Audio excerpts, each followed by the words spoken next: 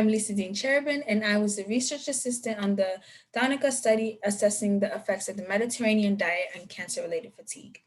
Cancer-related fatigue is something that affects nearly all patients who undergo chemotherapy. There's not a lot of treatment for it, and sometimes there's very severe cases where they cannot complete their daily activities. So the purpose of the study was randomizing people into the intervention and control group and seeing the difference between them throughout the Mediterranean diet. In the intervention group, they received meals for 4 weeks. The control group did not, they just received the cookbook and usual care. And then after the 4 weeks, they were reassessed at baseline, just like they were assessed at baseline. And then at the end of the study, they conducted an exit interview in which they asked them about their experience. This is where I come in. As a research assistant, I transcribed interviews into clean copy and I identified patterns within both of those groups, both the intervention and the control group.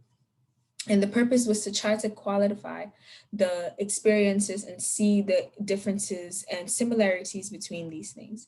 And I hypothesized that because the Mediterranean diet was such a liberalized format, that the intervention group would have a higher rate of change in their cancer-related fatigue compared to that of the control group. In total, there were 7 transcriptions, 7 patients between the ages of 41 to 74 years old, and coincidentally, they were all female with breast cancer. 2 of them were in the control group and 5 of them were in the Mediterranean intervention group. In all, I found that it was a good time to conduct the study, which is very beneficial because each person was in a different stage of chemotherapy. Some were just starting treatment, some were within weeks of that treatment, and they all, 6 out of 7 of them said that it was a good time to conduct the study. 71% of them used the cookbook, and they all used the cookbook in different ways, in which some of them used the cookbook as a supplement, as others, if they found it a little harder because they did not like the meals, but they still found a way to at least implement it into what they were naturally eating. And 100% of them said that they will plan on incorporating the Mediterranean diet into their lifestyle, whether it is using the cookbook as a supplement, or finding the way to incorporate things like the Pluta services, acupuncture, and exercise consultation. 6 out of 7 of those people completed the acupuncture and they used the resources at Pluta, which included exercise consultation, meditation, massages, neuropathy. And only 1 of them did not use any of the services. In conclusion, it was harder to assess necessarily to see if the intervention group had higher rates of change in cancer-related fatigue, although majority of the people said that they did notice a difference in their fatigue levels, which was lower.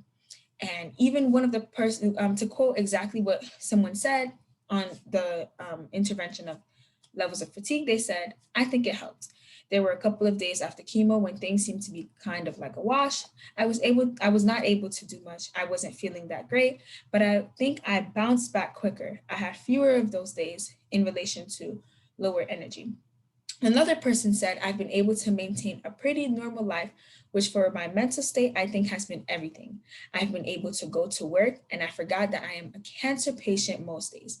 This is very, very important and very, very crucial to cancer, the studies of cancer in general, but in a bigger picture for cancer-related fatigue, because it's showing how the Mediterranean diet has an effect on the cancer-related fatigue and showing and seeing that people are enjoying being a part of the study, seeing that they actually enjoyed main components of the study like nutrition education, like frozen meals, the exercises, and they're actually using these resources. It's a good step in the right direction to addressing cancer-related fatigue. So in moving forward, the continuation of the study will look like receiving more feedback from both the intervention and the control group, and using that feedback to properly address cancer-related fatigue, whether it is through diet or through other means. Again, this is only a simple portion of the bigger study that was conducted on the Mediterranean diet and cancer-related fatigue. So I didn't focus specifically on blood samples and T cells, but specifically I focused on the assessment of the participant experiences for the study.